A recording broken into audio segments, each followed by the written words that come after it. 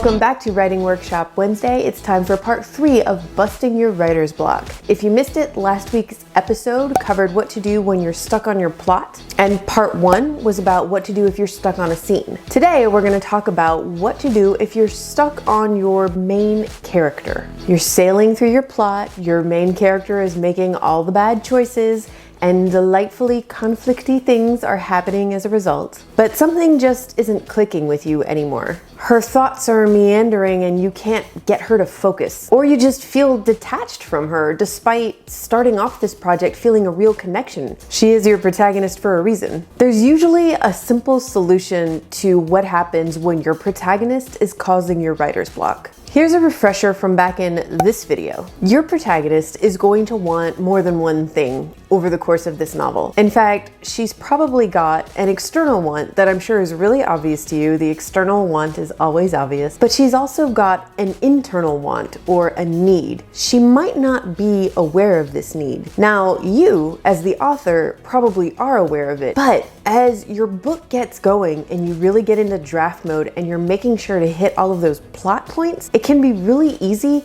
to forget what your character needs. I mean, she's not reminding you. She's so focused on getting what she wants, maybe she's caused you to lose track of that need as well. If you've ever read a book with a really strong plot and great pacing, but kind of a weak character arc, then that protagonist probably lacked a really clear internal need. If you've ever read a book with a great, amazing character arc, but the plot was kind of meh, then that book probably had a character with a really strong need, but not a really clear external want. So back in this video, we looked at Harry Potter as an example. I use Harry as an example not just because it's kind of ubiquitous and everybody knows the story at this point, but also because in book 1, his external and internal needs are so vividly represented by specific objects in the book. So his external want is in the title, the Sorcerer's Stone. Harry needs to find the Sorcerer's Stone to stop Voldemort from returning. And the obstacle standing in his way is Voldemort and Professor Quirrell, because the antagonist of your story is almost always going to be the biggest obstacle to your protagonist getting his external want. Harry also wanted family, friends, a sense of acceptance and belonging, all the things he didn't have at the very beginning of the book when he was living with the Dursleys. But his fame and notoriety were his obstacles. They were standing in his way, because obstacles to the internal want or the need are often more abstract concepts. Now,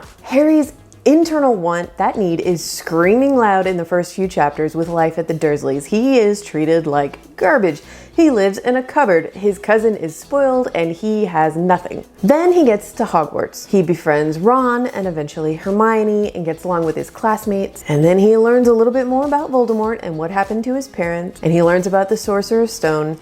And that external want just takes over the plot. Harry kind of forgets about that need because he hasn't quite fulfilled it yet. Yes, he has friends, but he's still, I don't know if outcast is the right word, but he is struggling to fit in because of his fame. Then we get the Mirror of Erised scene. This is when Harry's internal want comes roaring back to the forefront.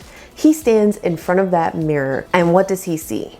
His parents, his family, all of them stretched out behind his parents, all of the family he's never had his whole life. This vision of what he needs but he can't have completely takes over Harry's life. He starts sneaking out of his dorms to go stand in front of the mirror or sit in front of the mirror. Ron openly tells him he kind of worries that Harry's losing it. Harry even decides he doesn't care about the Sorcerer's Stone anymore. His external want, he doesn't care about it because he is so consumed with this internal need that up until this point in the book, he's kind of pushed aside and forgotten about. When Harry finds the Mirror of Erised, it literally brings the plot to a screeching halt. Now, I'm sure J.K. Rowling knew exactly what she was doing when she wrote this draft, but I kind of love imagining that she got stuck here too, because it's so easy for me to see this happening to me, and I bet you can relate to this as well. You're going along and you're writing your draft, and then your character just gets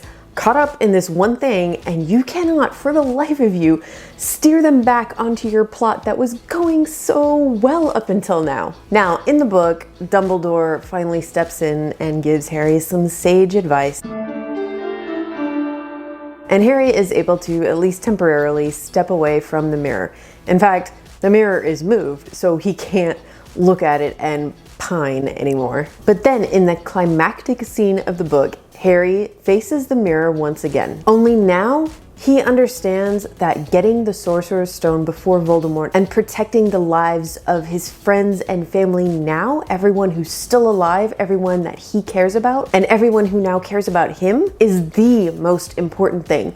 More important than living in the past. So what he sees in the mirror, his need, his internal want, changes. In fact, his internal want becomes his external want, literally, and the mirror gives him the stone. It's really pretty brilliant. So here's what I want you to do. For today's writing workshop exercise, if you are stuck somewhere in the middle of your draft because your protagonist is just being real stubborn and you can't get her to follow along the path that you plotted out for her, I want you to take her right now, wherever she is, whatever mood she's in, whatever is happening around her, take her out of that scene and put her in front of the mirror of Erised. What would she see right now in this scene that you're writing? Is it different than what she would see if you put her in the mirror at the beginning of your book?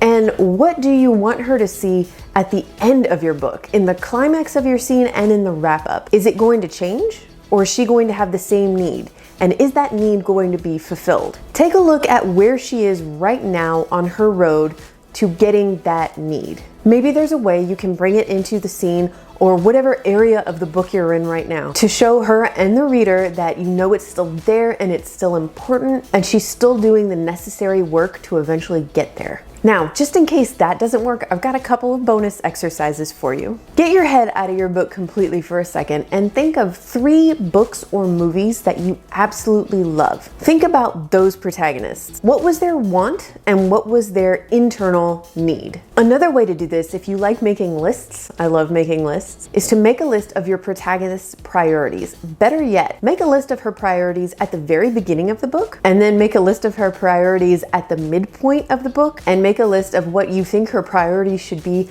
at the end of your book. The list should go from the most urgent priority to the least urgent priority. Then compare the 3 lists and look at the shuffle that happens. How are you going to get her from here to here to here? What needs to happen to her in this scene that you're writing, or maybe in the next scene that you write, to get her to knock one of those priorities down or bump one of them up? Whichever of these exercises you do, please don't forget to leave them in the comments below, because as always, I would love to check them out. If you found this video helpful, please don't forget to like, subscribe, and hit the notification bell to get notified every time I post a new video. That's it for today. I'll see you next Wednesday for another writing workshop, and until then, keep writing.